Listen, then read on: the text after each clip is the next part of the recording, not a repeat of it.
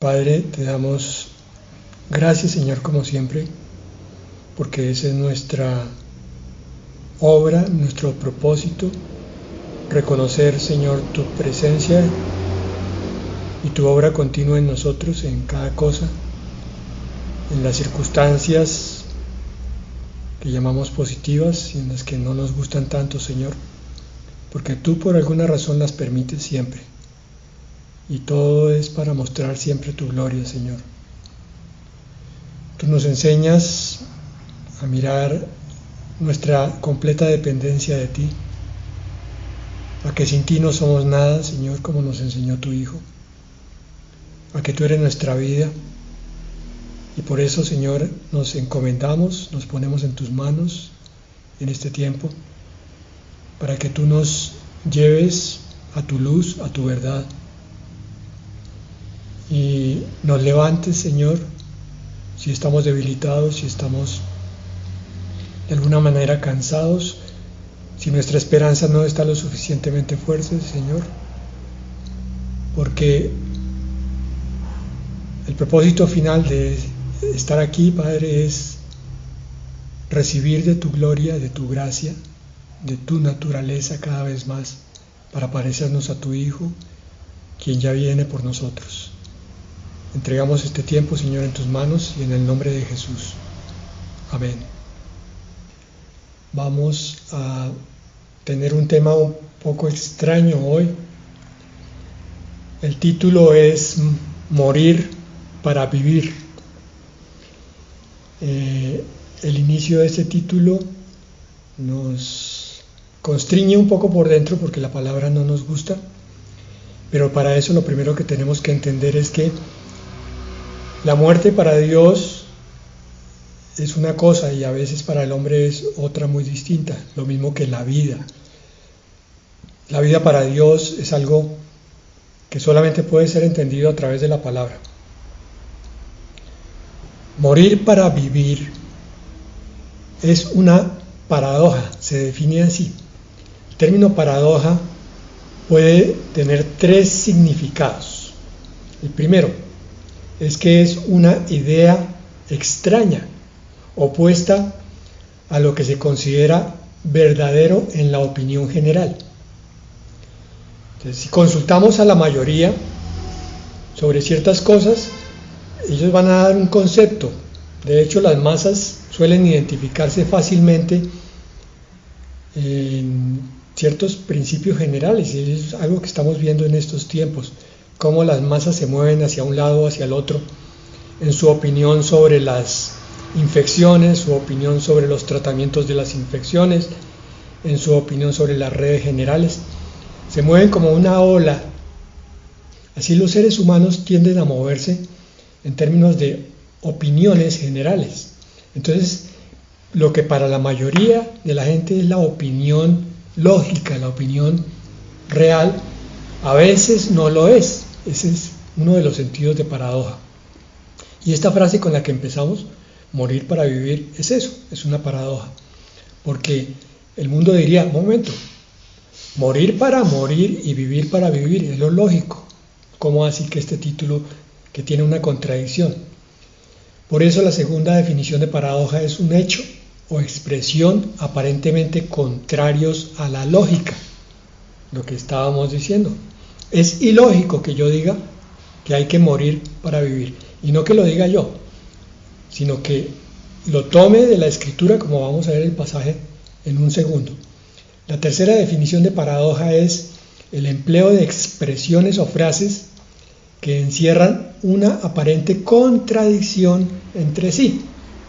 Entonces, esta introducción es para mostrarnos dos cosas. La primera, que a veces nosotros creemos muy rápidamente ciertas cosas que por simplemente estar en consenso general no necesariamente son verdad. Entonces tenemos que aprender a discernir y a escudriñar lo que dicen las multitudes y lo que dice la gente.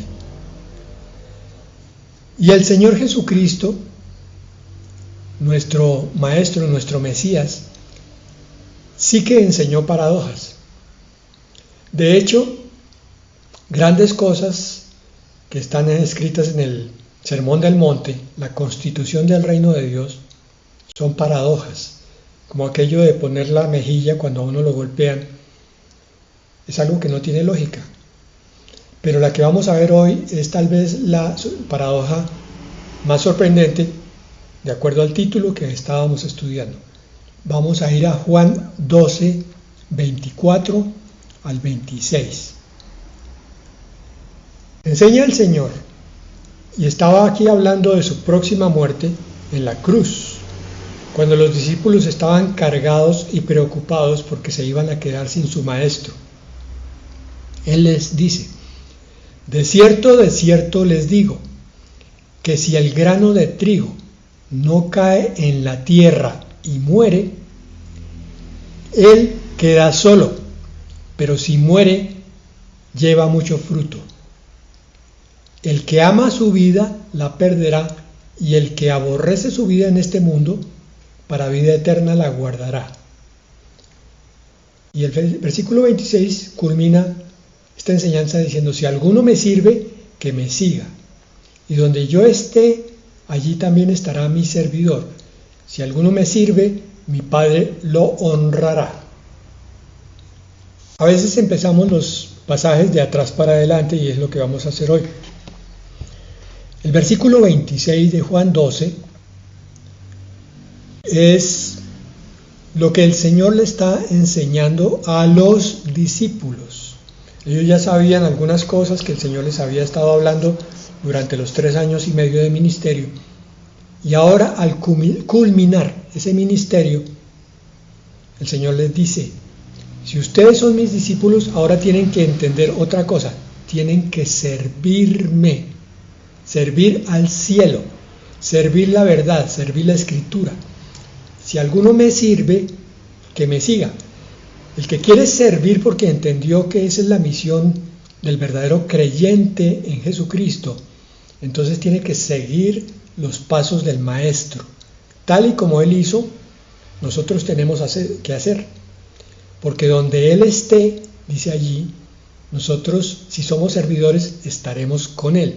Estaremos en comunión ahora, mientras no le vemos, y estaremos en el reino de los cielos cuando Él venga por nosotros e inaugure su reinado definitivo. Si alguno me sirve, mi Padre lo honrará. Entonces, dejemos por ahora esa palabra servicio para explicarla un poco al final. Pero vámonos entonces a la parte crucial de esta enseñanza paradójica, porque lo que vemos aquí son dos oposiciones. De cierto les digo que si el grano de trigo no cae en la tierra y muere, él solo queda, se queda solo el grano. La enseñanza: el que no sirve, el que no da fruto, se va quedando solo para apacentarse a sí mismo. Pero si decide morir, entonces, como el grano de trigo, lleva mucho fruto. ¿Qué es lo que pasa con una semilla? La semilla tiene que estar en un ambiente adecuado para producir el fruto para el cual fue creada esa semilla. Si esa semilla no está en el sitio adecuado, no va a producir el fruto. Puede estar dentro de un costal con otro poco de semillas y ahí no va a cumplir su misión. Puede estar almacenada en un frasco de vidrio, puede estar en la mano del campesino, pero solamente el lugar que le corresponde es la tierra, y dentro de la tierra, como si estuviera en una tumba. Al caer la semilla dentro de la tumba, se inicia un proceso que es similar en todo a la putrefacción, tal como si esa semilla estuviera muriendo. Solamente que en vez de desaparecer en polvo, germina por dentro y produce entonces una planta similar a aquella de donde salió. Esta figura es completamente aclaratoria del plan que Dios tiene para nosotros. Él quiere que nosotros produzcamos fruto. Nos recuerda que el fruto del Espíritu son 9 características que finalmente son el retrato de Cristo: amor, gozo, paz, paciencia, etc. Ese fruto no se va a producir de buenas a primeras si no se han dado ciertas condiciones. Y vamos a ver un poco más adelante cuáles son esas condiciones.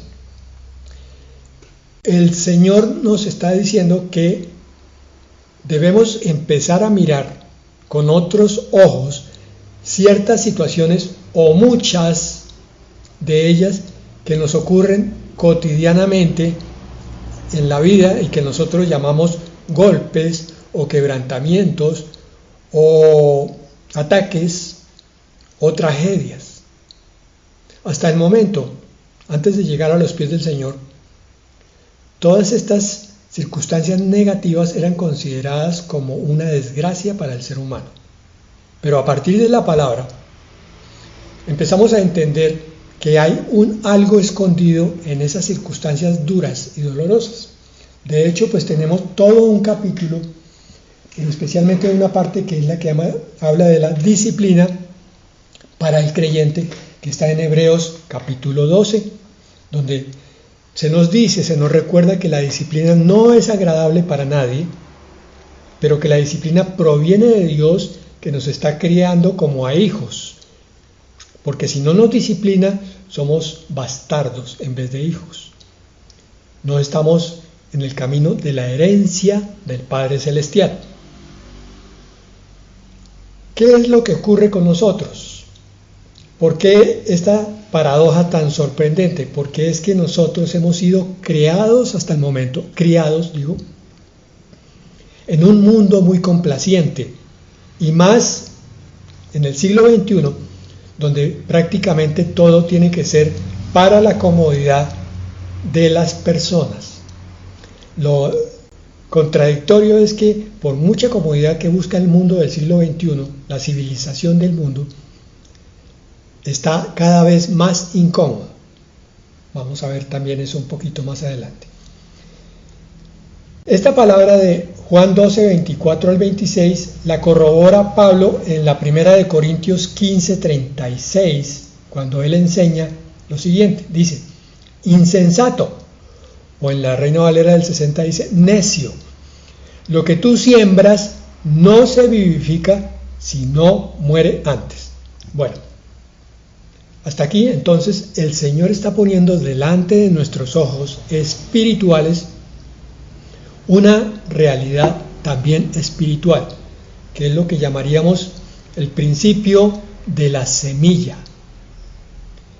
Si nosotros estamos llamados a producir fruto, es que también estamos llamados a hacer semilla, y por tanto debemos empezar a mirar de otra manera esas caídas, especie mejor de tumbas, que son esos momentos duros, difíciles, dolorosos, incómodos, que nos quitan la paz momentáneamente, que vienen como una tempestad, por vía de las circunstancias o de las personas.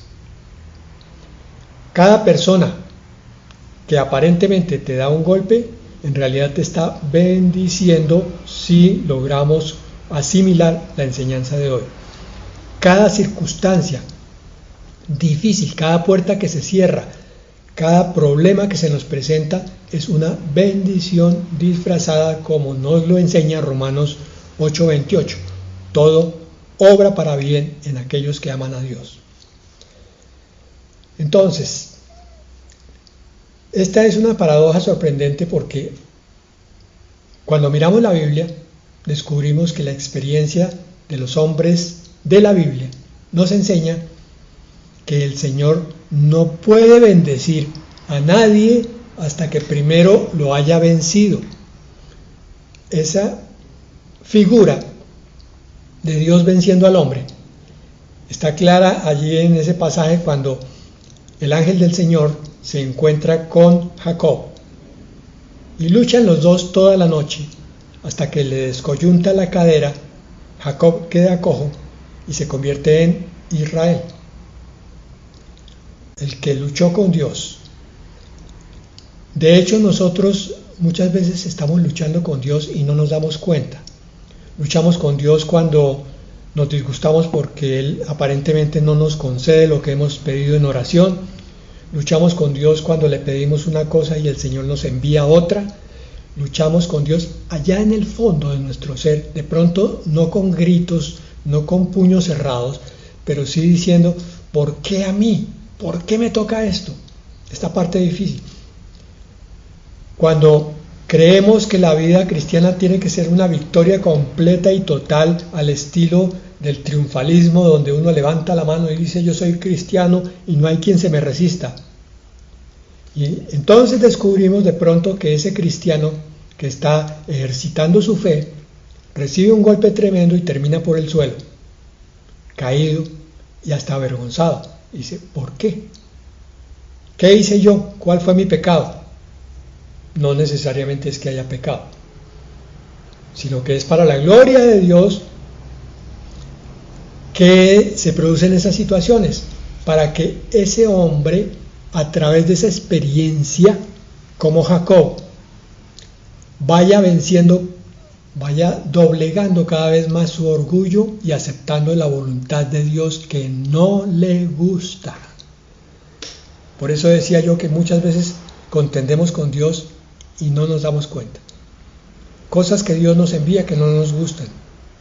Un ministerio que nos parece pesado, un llamado a hacer tal o cual cosa que dice uno, pero es que yo no tengo esos dones.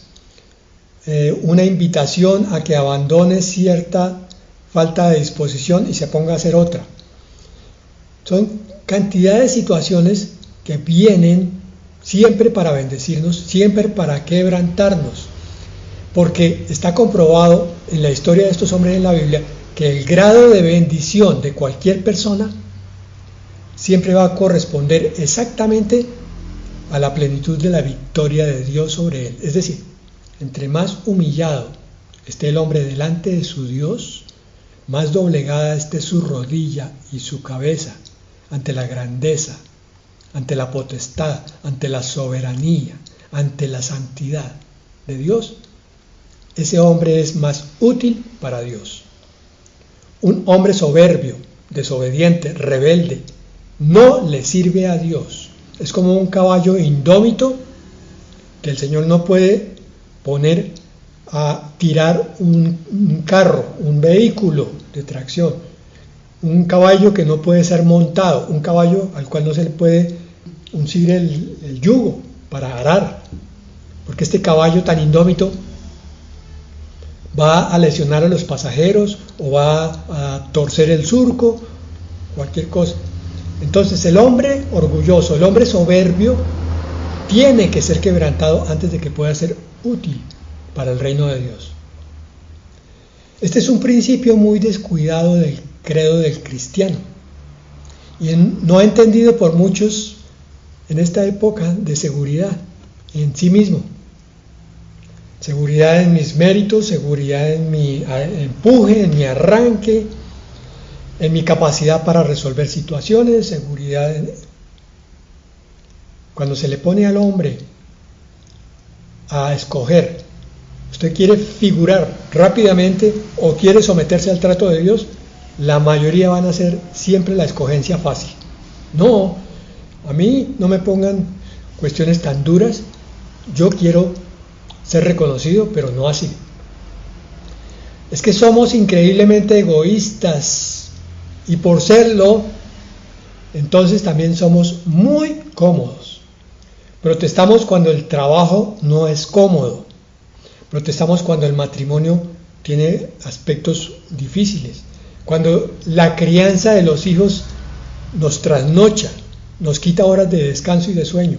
Cuando la iglesia no tiene las comodidades que quisiéramos o el pastor no predica como nosotros podemos entender y asimilar rápidamente. Nos quejamos cuando el estudio de la Biblia no es fácil. Nos quejamos hasta cuando Dios no parece acercarse a nosotros sin movernos el piso del confort, de la comodidad. La razón por la que no hay más crecimiento espiritual es por nuestra comodidad, esa comodidad nacida del orgullo y del egoísmo. Miren ustedes el mundo. Hace 30 años llegó el televisor, más tiempo, llegó el televisor a las casas y era de control manual, uno tenía que levantarse a cambiar el canal. No, que jartea, pongámosle control remoto. El carro tenía una llave, entonces ahora no, ahora es un botón. Ahora los vidrios del carro son eléctricos. Ahora hay aire acondicionado cuando hay mucho calor. Ustedes se ponen a pensar lo que fueron los conquistadores que llegaron a la tierra cálida de nuestro país con uniformes que no se podían quitar y que eran muy incómodos y sin un ventilador. Y sin embargo conquistaron territorios, vencieron dificultades.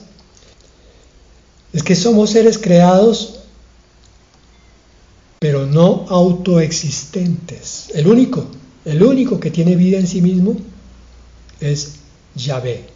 Su nombre lo dice. Yo soy el que soy. YHWH. Yo soy el que soy. El que tiene vida en sí mismo y el único que puede dar vida a otros. Pero nosotros, los seres humanos, andamos muy alegremente por todos lados, corriendo, saltando, brincando, y no acordándonos que nuestra vida viene de la voluntad de Dios. Si Él decide quitarnos la vida, caemos ahí como un muñeco de trapo. Hay que darle más gracias a Dios por la vida que nos da, por su gracia. Dependemos continuamente de Él. Él es la fuente de la vida. Y solo dependiendo de Él es que se ejercen los dones y potencialidades ocultos que Él nos dio. Él mismo las colocó, Él mismo los desarrolla. Nosotros lo que tenemos es que trabajar en conjunto con Él. Pero si estamos lejos, nuestros dones estarán atrofiados. Buscar a Dios es cuestión de morir a nuestra comodidad, a nuestro tiempo que se desperdicia en otras cosas, pero no se dedica a buscar de Dios. Somos hombres incompletos de una raza que fue hecha para ser la imagen del Creador, hasta que Él no esté plenamente en nosotros y pueda formar esa imagen, la imagen de Cristo, la estatura de Cristo, la del varón perfecto en nosotros. Entonces la pregunta, si comprendemos estos puntos que acabo de decir, es ¿por qué ponemos entonces tanta confianza en las cosas que perecen, en las cosas del mundo? ¿Quién es el que nos envenenó el alma y nos hizo rebeldes? La serpiente antigua. Fue la primera que hizo esa declaración de independencia allá en el cielo. Y después vino a ponerle palabras prácticamente en la boca al hombre, a Eva. Seréis como dioses. Si desobedecen a este Dios, ustedes serán como dioses. Y el hombre se lo creyó. Lo triste y lo trágico y lo irónico es que el hombre se lo sigue creyendo. Ser independiente de Dios es algo que está dentro de la naturaleza del hombre. Congregarse es morir, orar es morir, leer la palabra es morir a la comodidad. Buscar de Dios es morir.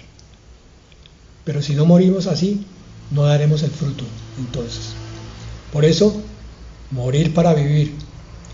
O de otra manera, ser quebrantados para ser bendecidos y entonces poder bendecir.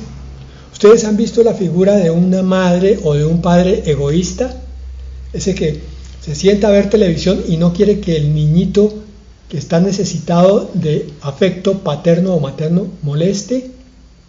No, quite aquí, déjeme ver el programa. Ese corazón llega tal cual a la iglesia del Señor.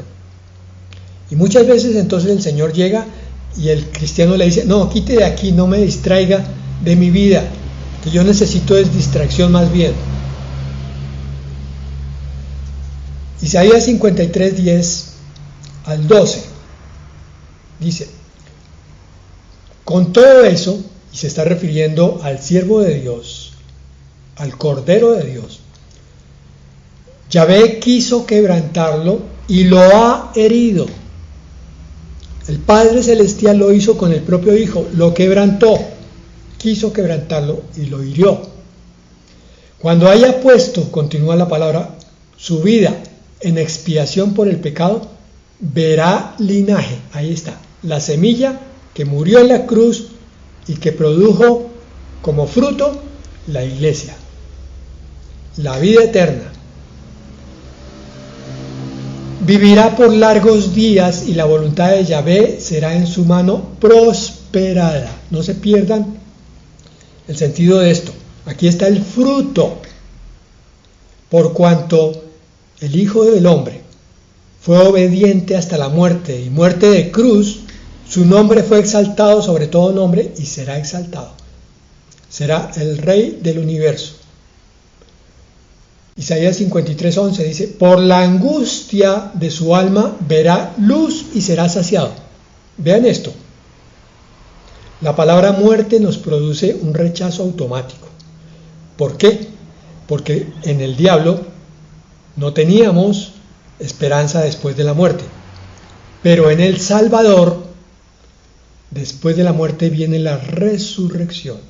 Cada vez que el grano baja a la tierra y muere, inmediatamente es resucitado. Cada cosa que a ti no te guste hacer, pero que termines haciendo para la gloria de Dios, te llevará a una resurrección de esa parte de tu ser. Esa parte de tu ser verá la luz nuevamente, la gloria de Dios. Dice aquí, su alma verá luz y será saciado. Con su conocimiento justificará mi siervo justo a muchos, y él llevará las iniquidades de ellos. Por tanto, yo le daré parte con los grandes, y con los fuertes repartirá despojos. Por cuanto derramó su vida hasta la muerte, y fue contado con los perversos, fue avergonzado, fue humillado, fue calumniado. Continúa la palabra diciendo, habiendo él llevado el pecado de muchos e intercedido por los transgresores. ¿Qué fue lo que hizo el Señor Jesucristo? Aquí estaba aplicando la palabra precisamente en el cumplimiento de esta profecía de Isaías, cuando fue a la cruz, de lo que le acababa de enseñar a sus discípulos, que él bajaba hasta la tierra como grano para producir el fruto que era necesario a los ojos del Padre según el plan celestial. Y como nosotros somos seguidores de Cristo, tenemos que seguir los mismos pasos de Él. Eso implica que tenemos que aprender a morir a nosotros. Aprender que no todo es gozo y alegría y bienestar, sino que esa gloria puede venir muchas veces, mucho mejor, después de haber hecho algo que no nos llamaba la atención. ¿Por qué las iglesias no se congregan de una forma tal que se pueda hablar de un verdadero discipulado?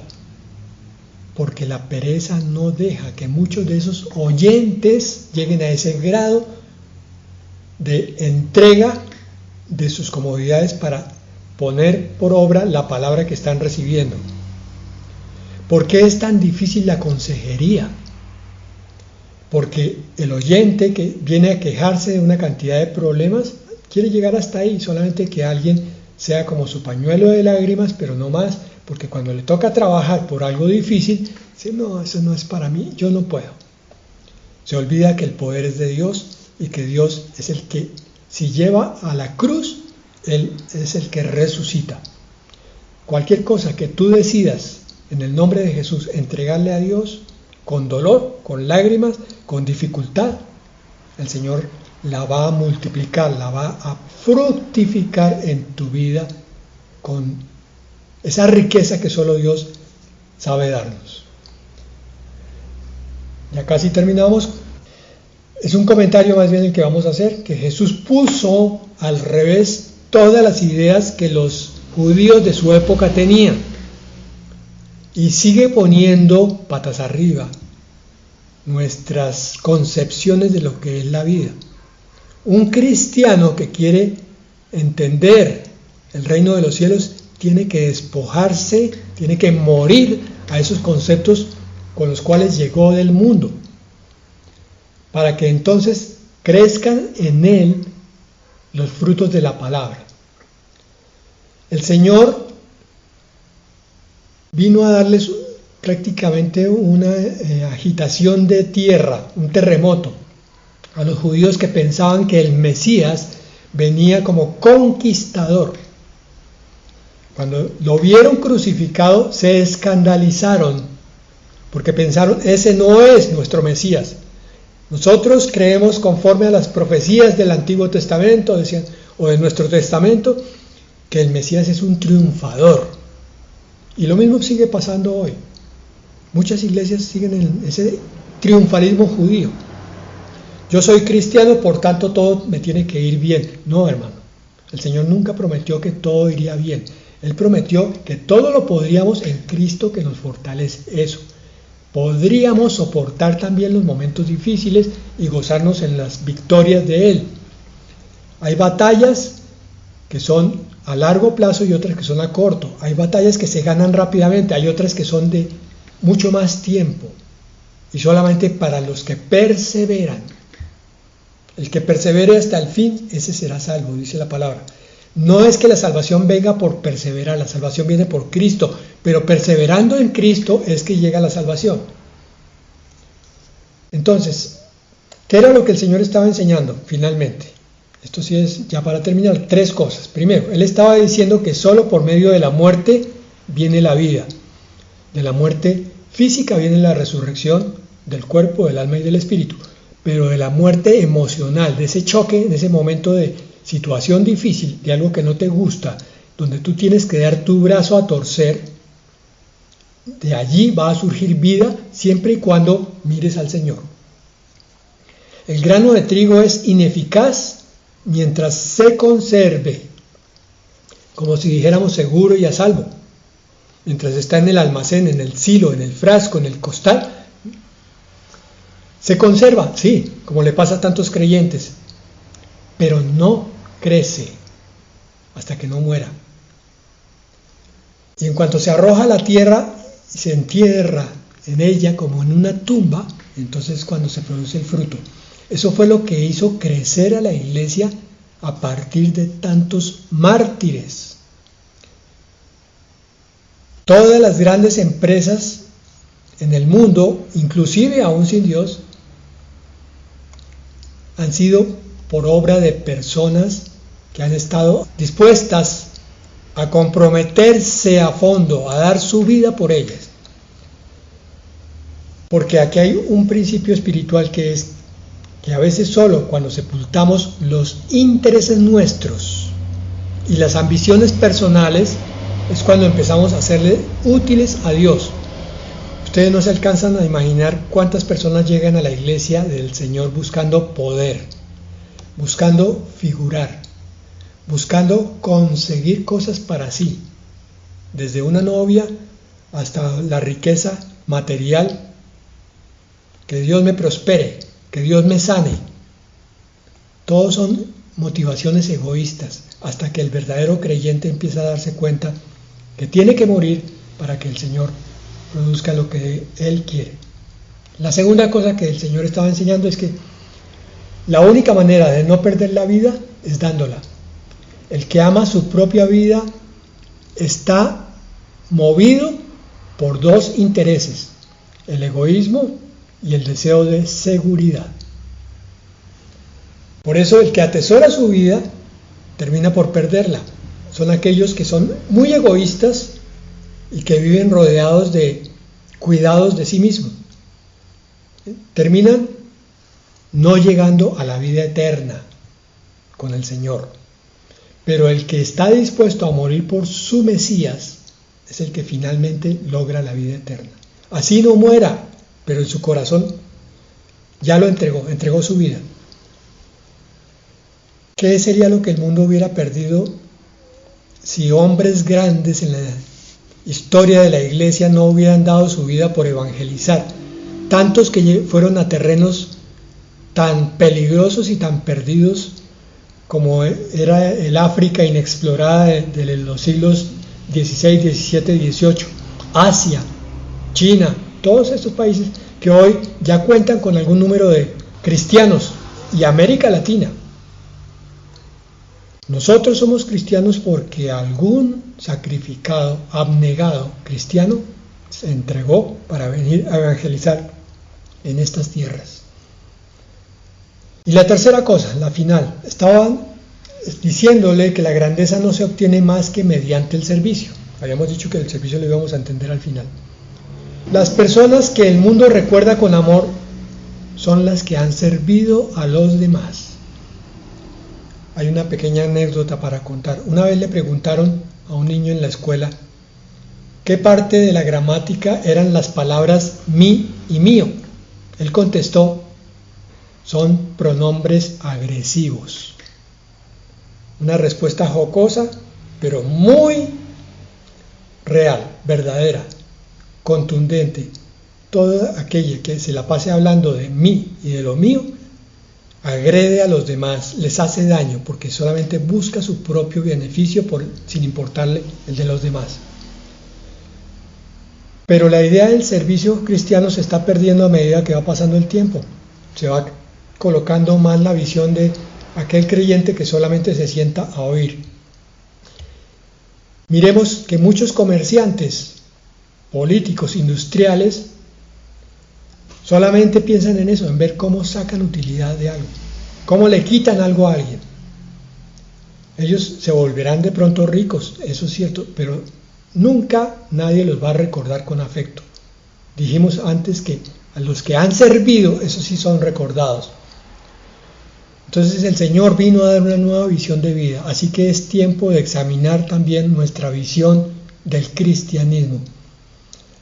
Terminamos con la primera de Pedro 4:10.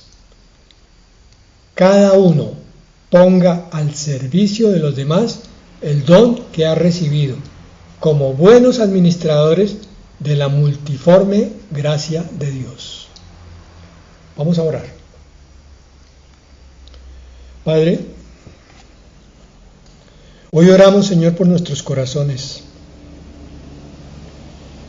para que hayan estado abiertos, Señor, y se mantengan abiertos a las visiones que tú tienes de tu reino, Señor.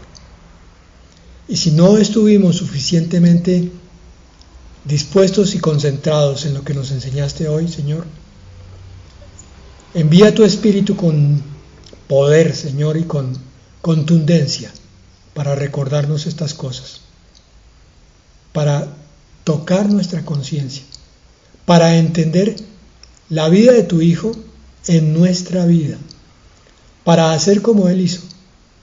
Si Él subió a la cruz, si sirvió a sus discípulos y a todos aquellos que estuvieron junto a Él, y si sigue sirviendo a cada uno de los moradores de la tierra, porque Él le está entregando la vida eterna, tenemos también que entender nosotros como creyentes, como seguidores del Señor, que debemos también abrir nuestro corazón para el servicio, para estar siempre dispuestos ante cualquier necesitado, para llevar la palabra, Señor, tu palabra, para llevar una bendición, cualquiera que sea, Señor, a algún necesitado. Esa es la verdadera iglesia, la iglesia viva. Esa es la iglesia espiritual del Señor Jesucristo. Padre, gracias por tu palabra y por este tiempo. En el nombre de Jesús. Amén.